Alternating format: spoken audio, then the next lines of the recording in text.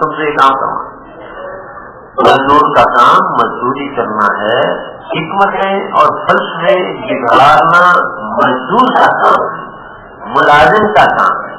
ایسا ملازم مزدوری نہیں کر سکتا, رہ نہیں سکتا, چھٹی ہو جائے گی.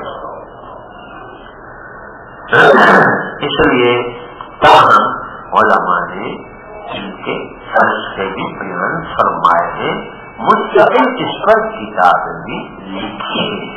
ٹھیک ہے, اگر کسی کو اللہ تعالیٰ نے توفیق عطا فرمائی ہے, پورے احکام معلوم ہو گئے تو اضافی چیزیں فلسفے بعد میں معلوم کرتا ہے. لیکن اگر کوئی کہے ایک چھوٹی سی بات میں کر دیتا ہوں, دیکھو بھائی, دل میں عموماً شور و شغب ہوتا ہے. ٹھیک ہے, اس وقت تو لوگوں کو متوجہ کرنے کے بجائے اپنا معاملہ اللہ کے ساتھ آہستگی سے رکھے, آہستہ آہستہ تلاوت. رات کو عموماً دنیا سو رہی ہوتی ہے, اس لیے فرمایا گیا کہ ان کی آواز سے پڑھو. اب یہ خیال ہوتا ہے کہ عام طور پر جہاں لوگ پڑھتے ہیں ایمان کے پیچھے پڑھتے ہیں, اور یہاں میں نے پہلے عرض کیا تھا اور آتے ہوئے عرض کیا تھا کہ وہاں بہت سارے لوگ ملیں گے, بہت سارے مزاج ملیں گے. کوئی ہاتھ باندھیں گے, کوئی سینے پر باندھیں گے, کوئی ہاتھ چھوڑ دیں گے, کوئی رفع دان کرتے ہوں گے, کوئی ان کی آمین سے کہیں گے, کوئی ایمان کے پیچھے بھی تلاوت کرتے ہوں گے. بھائی ان سے متاثر ہونے کی ضرورت نہیں ہے. میں آپ کو ذمہ داری سے دیتا ہوں, مسلک احناف قرآن اور سنت کی سب سے زیادہ قریب ہے.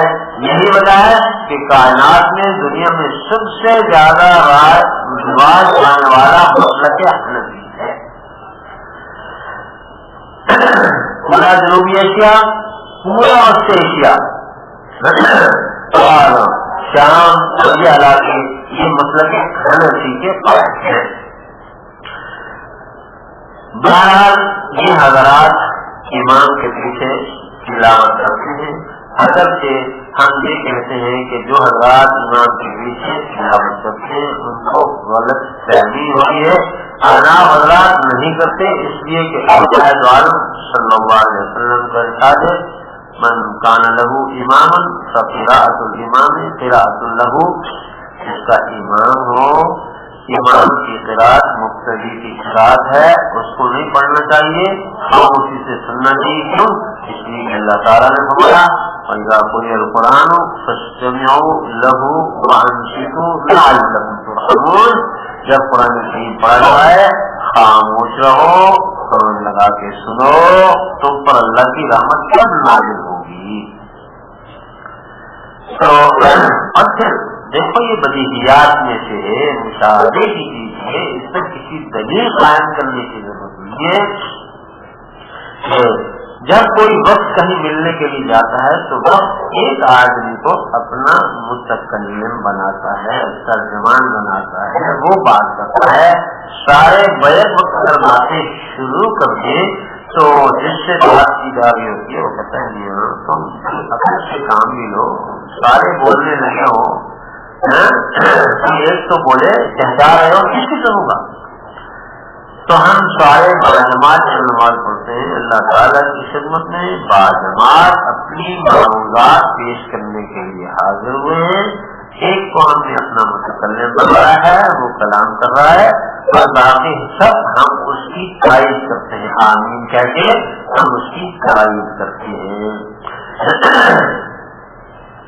اس لیے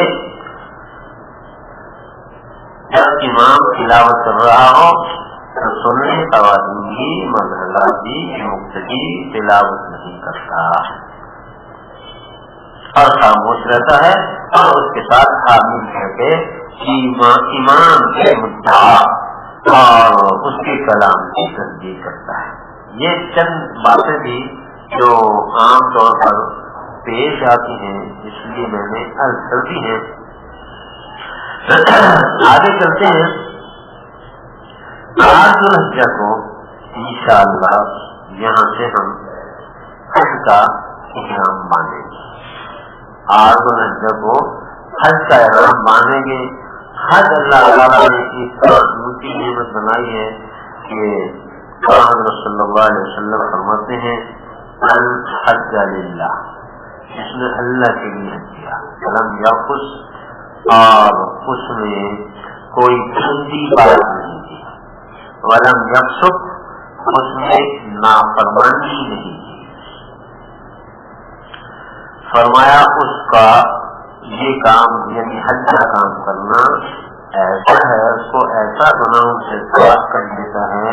فرمایا کہ جب وہ لوٹتا ہے ایسے لوٹتا ہے ایسے کیوم ولدتہ امہ، جیسے آج وہ ماں کی پیٹ سے پیدا ہوا ہے.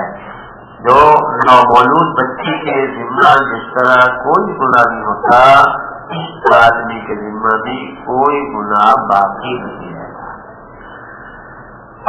صلی اللہ علیہ وسلم کا ارشاد علامہ منذری نے تفسیر میں نقل فرمایا ہے اور شیخ نے بھی فضائل اعمال میں نقل فرمایا ہے. آقا عالم صلی اللہ علیہ وسلم فرماتے ہیں کہ جس آدمی نے حج کیا، جس آدمی نے حج کیا، فرمایا وہ آدمی اپنے گھر والوں میں سے 400 افراد کی شفاعت کرے گا. اور نبی کو شک ہوا ہے الفاظ میں کہ الفاظ یوں ہی ہے کہ 400 گھرانوں میں سے اس کی شفاعت قبول کی جائے. اتنا بڑا اونچا عمل ہے، اتنا بڑا اونچا عمل ہے. 400 آدمیوں کی شفاعت کرے گا. اتنا بڑا عمل ہے حج کا، لیکن اس کو مشروط کیا گیا کس کے ساتھ؟ من حج للہ، حج کرے اللہ کے لیے. اللہ کی شرط لگا کے اس بات کی طرف متوجہ فرمایا گیا کہ کسی اور غرض سے حج نہ کیا ہو. اتنا بڑا اعزاز ملے گا تب جب محض اللہ کی رضا کی ہو. اگر حج کیا اس لیے کہ لوگ کہیں گے حج کر لیا ماشاء اللہ، شہرت ہو جائے، ریا کے لیے، دکھلانے کے لیے، شہرت کے لیے، حاجی کہلانے کے لیے، یا اس لیے کہ حالات خراب ہیں. آج کل جو ہے نا ہمارے پیچھے لوگ لگے ہوئے ہیں کہ ہر حج پہ ہی چلے جاتے ہیں، اتنا دن تو آرام سے رہیں گے نا. یہ بھی اللہ کے لیے حج نہیں ہے، یہ بھی اللہ کے لیے حج نہیں ہے. طبیعت بہت خراب ہے، بیمار چل رہا ہوں، چلو بھائی آپ وہاں بدل جائے گی، حج پر چلے جاتے ہیں، یہ بھی اللہ کے لیے حج نہیں ہے.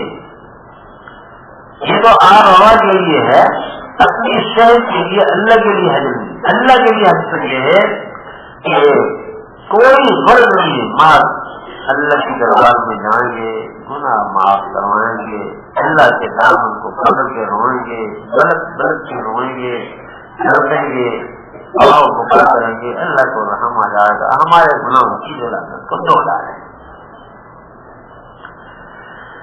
تو پہلی بات کہ نیت کی اصلاح ہونی چاہیے، اللہ کے لیے ہونا چاہیے. اب تک اگر خدا نہ کرتا کسی نے اپنی نیت کی تصحیح نہیں کی تھی، بھائی تو نیت صحیح کرنا. اگر گناہ معاف کروانے ہیں، اگر 400 آدمیوں کے حق میں شفاعت کا اعزاز حاصل کرنا ہے، تو اگر جنت لینی ہے، اگر گناہ معاف کروانے ہیں تو پہلے نیت ٹھیک ہے.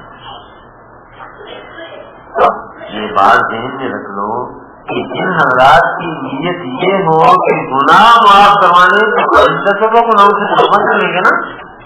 جن گناہوں سے مبتلا ہے ان گناہوں سے توبہ ہوگی، تب کہا جائے گا کہ یہ اللہ کے لیے کرنے چاہیے. ایک آدمی گناہ میں مبتلا تھا اور اب بھی کر رہا ہے تو کون عقل مند کہے گا کہ یہ گناہوں کی معافی کے لیے کو کہتا کوئی مانتا ہے؟ کوئی عقل مند آدمی اس کو مان نہیں سکتا. اپنے نفس کو کوئی دھوکہ دے لے لیکن کوئی نہیں مانے گا. بھائیو گناہ چھوڑ دو. جتنا بھی گناہ کی شکلیں ہیں، وہ آنکھ کا گناہ ہو، وہ کان کا گناہ ہو، وہ زبان کا گناہ ہو، وہ ہاتھ کا گناہ ہو، وہ غیر شرعی لباس کا گناہ ہو، غیر شرعی شکل کا گناہ ہو، گناہ چھوڑ دو۔ اور تب کہہ تو سکیں گے اللہ جو میرے بس میں تھا وہ تو میں نے کر لیا ہے، اللہ جو میرے بس میں تھا وہ تو میں نے کر لیا ہے، اللہ تیرے بس میں ہم اتنا کے لیے بھی تیار نہیں ہے تو بولو، پھر اللہ تعالیٰ کی جانب سے کیا توقع رکھیں کہ ہمارے گناہ معاف ہو جائیں گے؟ اللہ نے ہونا کہ تم کبھی تیار نہیں ہو، تم سبھی مخلص نہیں ہو۔ تو پہلی شرط یہ ہے کہ من حج للہ، اللہ کے لیے حج کرے، کوئی غرض نہ ہو۔ میں نے آپ کو سنا تھا وہاں پاکستان میں آقا عالم صلی اللہ علیہ وسلم کا ارشاد ہے قیامت میں امت کے تاج بڑے لوگ، مالدار لوگ جو ہے نا، سیر و تفریح کے لیے ایک رات میں بادشاہ قسم کے لوگ سیر و تفریح کے لیے حج کریں گے، اور میری امت کے چھوٹے لوگ، درمیانے لوگ تجارت کے لیے حج کریں گے، اور علماء ریا اور دکھلاوے کے لیے حج کریں گے۔ ہم سب مل کر کے اجتماعی توبہ کرتے ہیں، یا اللہ اب تک اگر ہماری نیت غلط تھی ہم توبہ کرتے ہیں، یا اللہ ہم محض آپ کی رضا حاصل کرنے کے لیے حج کرنے آئے، ہمارے حج کو قبول فرمائے، ہمارے گناہ کو معاف فرمائے، دل سے کہو۔ اور یہاں تو کہہ دیا اکیلے میں کہو، اللہ میاں سے اکیلے میں کہو یا اللہ معاف کر دے۔ اور جب اللہ میاں سے اکیلے میں کہا جاتا ہے تو اس میں ذرا اور ہوتا ہے، مطلب بھی اور ہوتا ہے۔ اس طرح چھوٹا بچہ اپنی ماں کو اکیلے میں بیٹھ کہتا ہے نہیں اتنا مجھے یہ کام ہے نا، یہ آپ مان لینا میری بات، تو کتنا پتھر دل ماں کیوں نہ ہو، کتنا پتھر دل باپ کیوں نہ ہو، وہ مان جاتا ہے۔ اور سب کے سامنے بار بار وہ کہتے ہیں ایسے ہی کہہ رہا ہے۔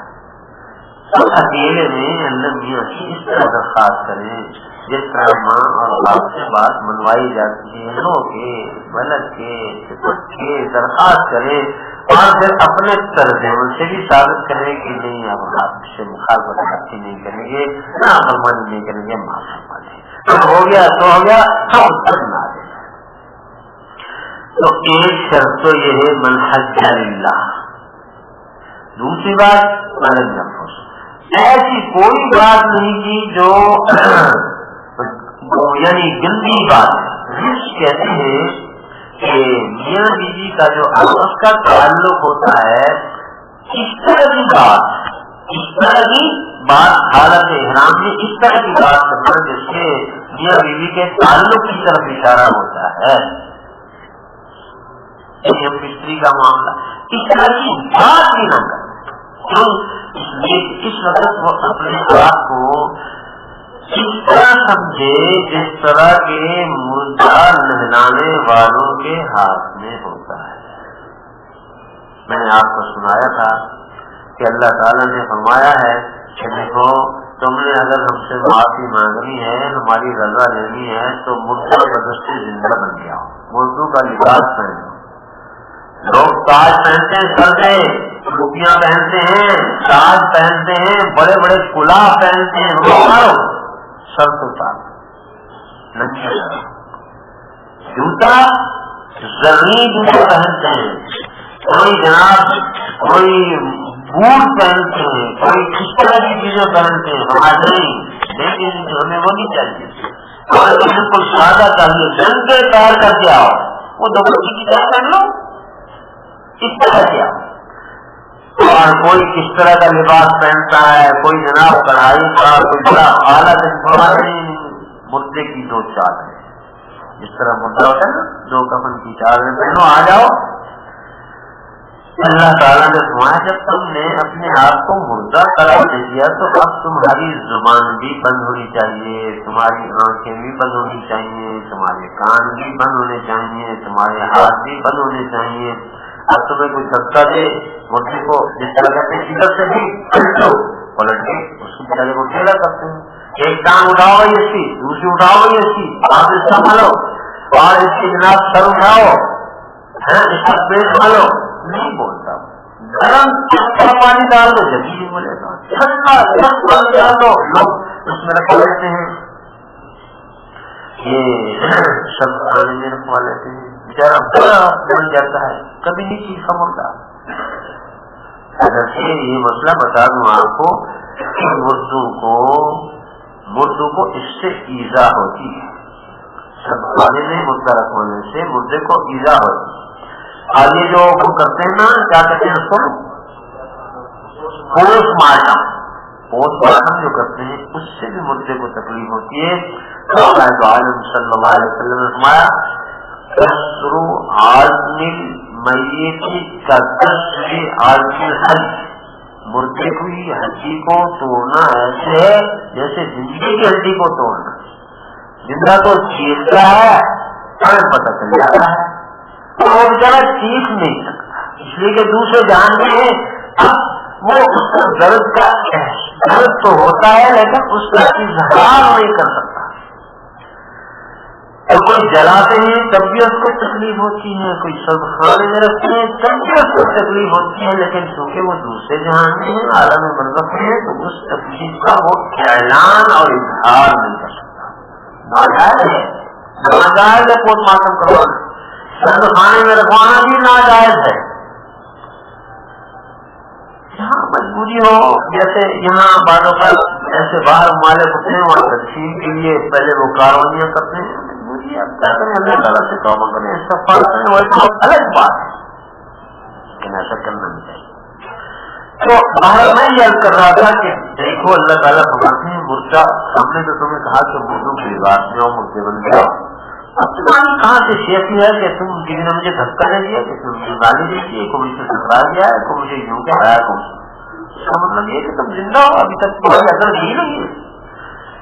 آج میں رکھا تھا لڑکی میں نالی میں رکھا تھا دم کو، بچے کی دم کو کہتے 100 سال بعد نکالا تو چڑائی کے گرا، تو اس کا مطلب یہ ہے کہ وہ اس نے سیدھا ہونے کا پنجے نہیں دیا۔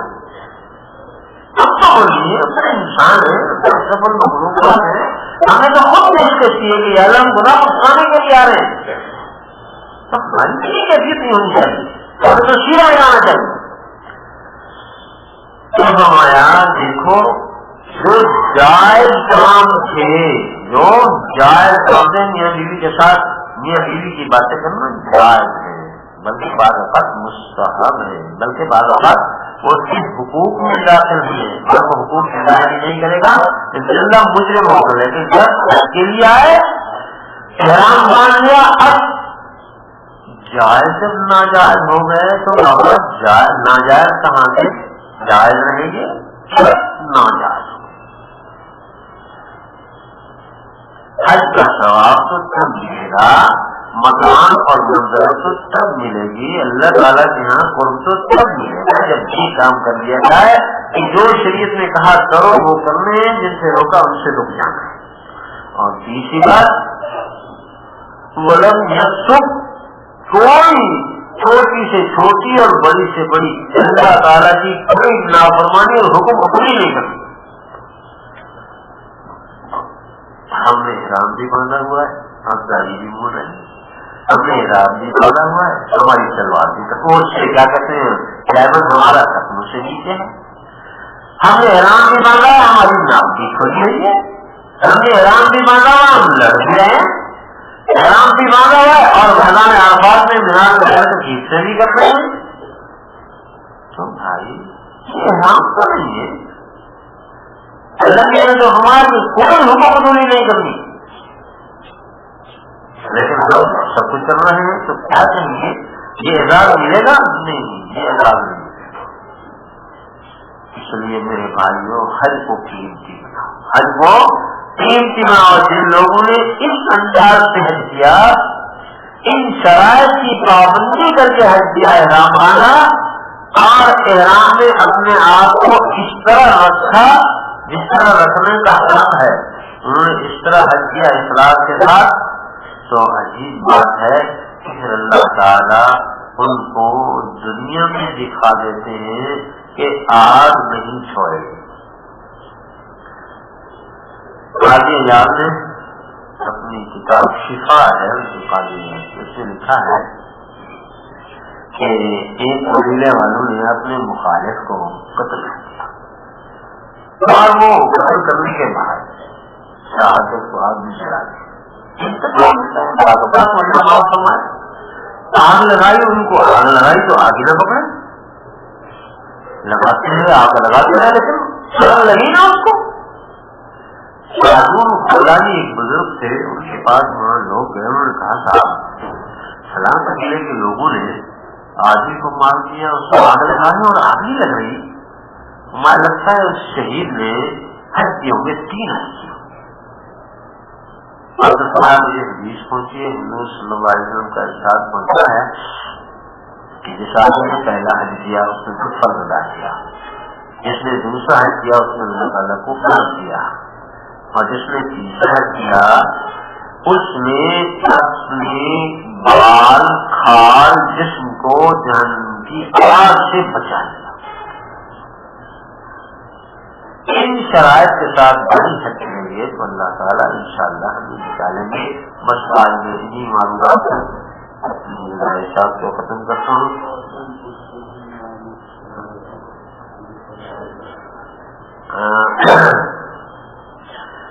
یہ اب اس کے بعد یہ ہے کہ جو سوال کرنا چاہیں وہ سوال کر سکتے ہیں، اور سوال کے جواب جو مجھے انشاءاللہ میں کروں گا.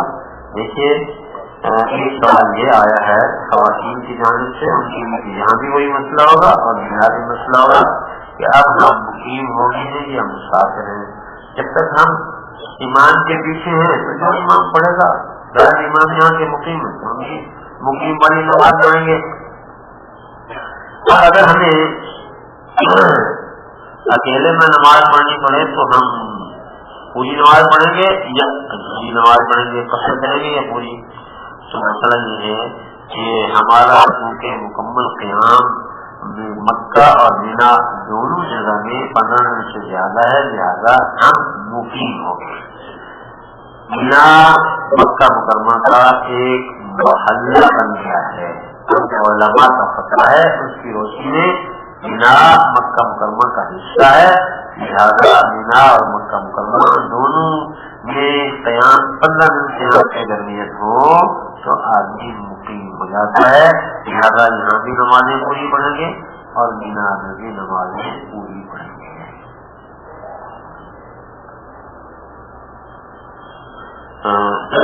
فلحال معین کی والدہ کی طبیعت خراب ہے، جس سے احتیاطی کے لیے دعا کی اللہ تعالیٰ سے. اور کسی کو پوچھنا تو نہیں.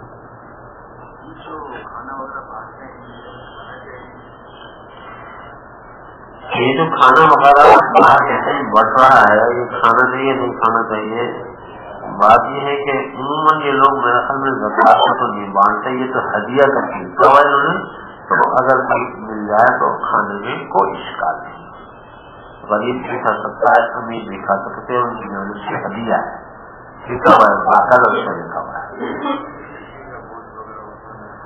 یہ ایک الگ مسئلہ ہے. یہ سمجھتے ہیں کہ سنا ہے جو کھانے وغیرہ ہوتے ہیں ان میں جو گوشت ہوتا ہے وہ دھٹکے کا ہوتا ہے. یہ تو مجھے معلوم نہیں ہے کہ دھٹکے کا ہوتا ہے یا کس چیز کا ہوتا ہے، لیکن بہرحال اگر ایسا اندیشہ ہے تو احتیاط کرنا چاہیے. اگر مسئلہ تو یہ ہے کہ ہمارے جو بعض ساتھی نے ہمیں بتایا وہ یہ کہتے ہیں کہ یہاں عموماً گوشت جو آج کے دنوں میں استعمال ہوتا ہے وہ باہر سے برازیل وغیرہ سے آتے ہیں، اور کچھ پتہ نہیں یہاں کے حضرات کا غالباً فتویٰ ہوگا کہ جائز ہے. اگر ایسا ہے تو پھر تو احتیاط کے خلاف ضرور ہوگا، لیکن ہم اس کو حرام نہیں کہہ سکتے. البتہ یہ کہیں گے کہ بھائی ایسی مشتبہ چیز سے بچنا ہی چاہیے. ٹھیک ہے.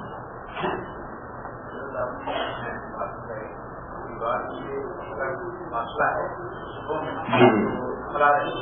مسئلہ یہ ہے کہ بہت سے لوگ جو راستے میں لوگ راستے ہی کیا کریں اگر مزید کے بعد اور وہ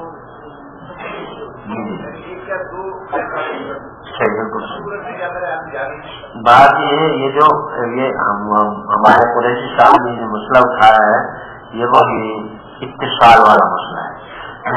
کہ آج ہماری جو صفیں ہیں اگر اس کا کسی بھی کونے میں حرم کی صفوں کے ساتھ صحیح سے بھی اتصال ہو گیا تو وہ اتصال شمار ہوگا، لیکن اگر ہماری صفوں کا بالکل اتصال نہیں ہے تو وہ اتصال نہیں ہوگا۔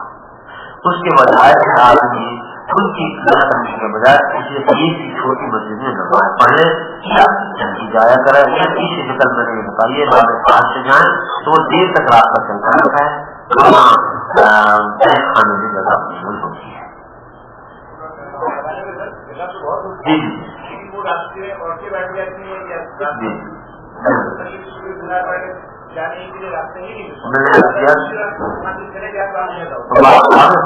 سے تو عموماً ایسا ہوتا ہے، باب فرض سے عموماً سے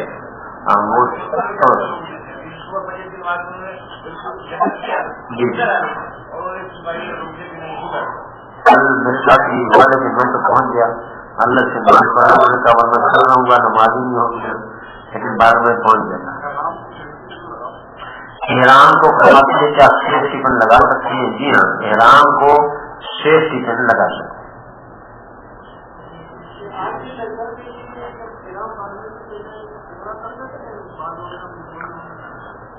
دیکھو 8 ذوالحجہ سے پہلے بات یہ ہے کہ جن لوگوں نے پہلے عمرہ کیا ہوا ہے اور وہ سمجھتے ہیں ان کو دوبارہ عمرہ نہیں کرنا چاہیے، مسئلہ یہی لکھا ہوا ہے 8 ذوالحجہ کو احرام باندھ کر کے حج کا حج کیجیے گا۔ جی یہ مسئلہ تو میں نے لکھا ہے لیکن بتایا ہے تو فور میں نہیں تھے، میں نے کہا کہ نہیں بھائی دوسری صف میں ہوں، تیسری میں ہوں، چوتھی میں ہوں، احتیاط کرو، آپ کے سامنے کوئی خاتون نہیں ہونی چاہیے، دیوار سامنے آ جائے تو کوئی آپ دیوار کے ساتھ کریں۔ جی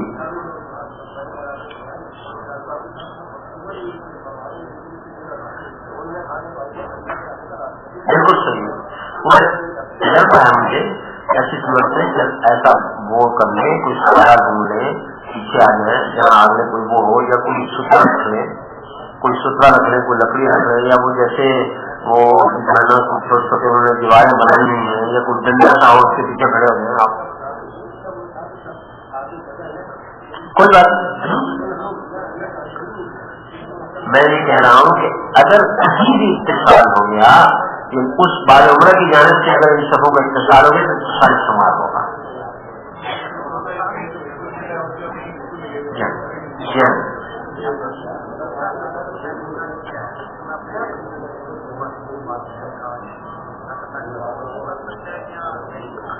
یہ پوچھتے ہیں کہ کیا مرحوم والدین کی جانب سے عمرہ کیا جا سکتا ہے؟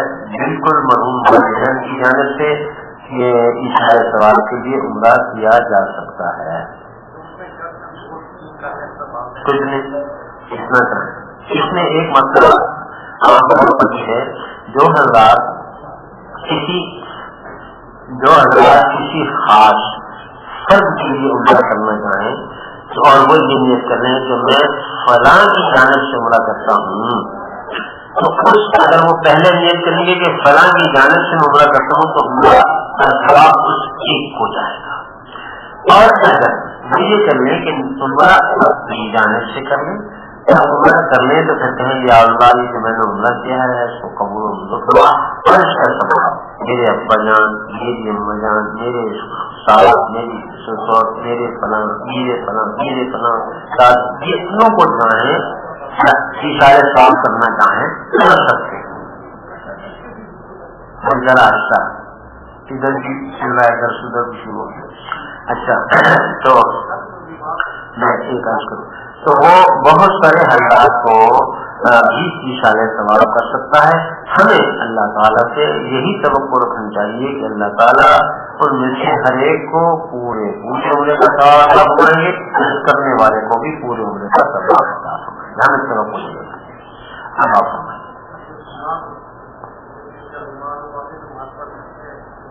کس کا بیمار ہوئی؟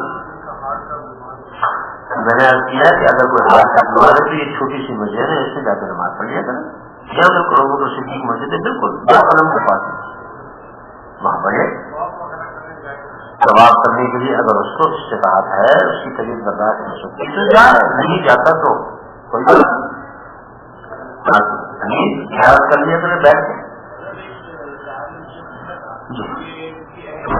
ڈاکٹر نے منع کیا ہے سفر کے، انہوں نے ایک حج کو اس طرح سے یہ بدل دیا، اب وہ چاہتے تھے کہ دوسرا حج دوسری حج اس طرح سے وہ کر سکتے ہیں. بالکل جتنا چاہیں کر لیں. جی بات یہ کہ اشارے ثواب کے لیے طواف یا عمرے کی شکل میں عام طور لوگ پوچھتے ہیں کیا زندگی کی جانب سے عمرہ میں طواف کیا جا سکتا ہے یا نہیں کیا جا سکتا؟ اس میں کوئی قید نہیں ہے. زندہ کی طرف سے بھی اشارے ثواب کے طور پر عمرہ کر سکتے ہیں اور طواف بھی کر سکتے ہیں. ایسے ہی مرحوم کی جانب سے بھی اشارے ثواب کی غرض سے عمرہ اور طواف کر سکتے ہیں.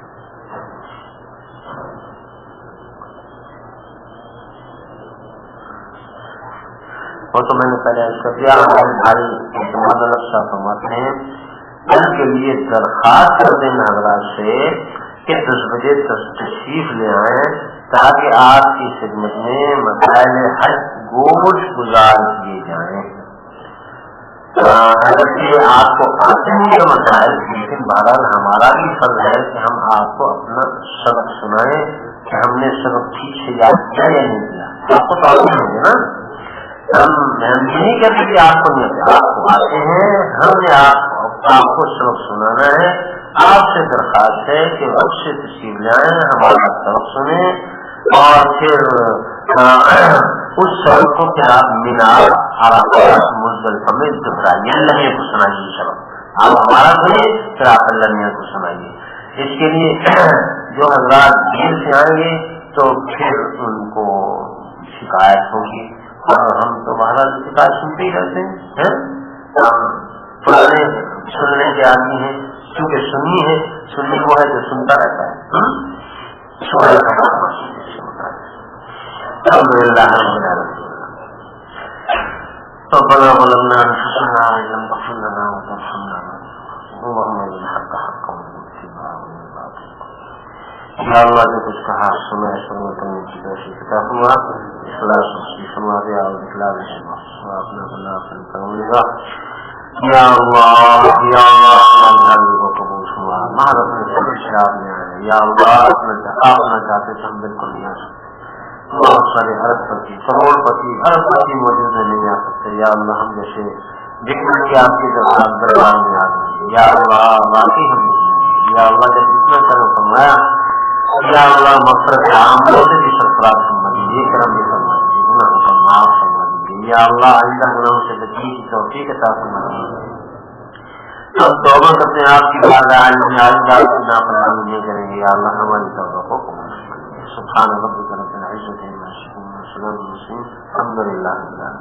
ہمارے ایک دوست کی والدہ بیمار ہے، ہمارے جاوید بھائی کی والدہ بیمار ہے اور اسی طرح حنا معین کی والدہ بیمار ہے. ہمارے ایک حاجی صاحب رات بیمار ہو گئے تھے، اسپتال لے گئے تھے، ان کی اہلیہ بھی بیمار ہے. تمام مریضوں کو اللہ تعالیٰ صحت عطا فرمائے، شفا عطا فرمائے. ان کو جو حضرات یہاں سفر حج میں آئے ہوئے بہت سارے ایسے بھی ہیں جو بیمار ہوں گے، اللہ تعالیٰ آسانی سے ان کا حج کروا دے.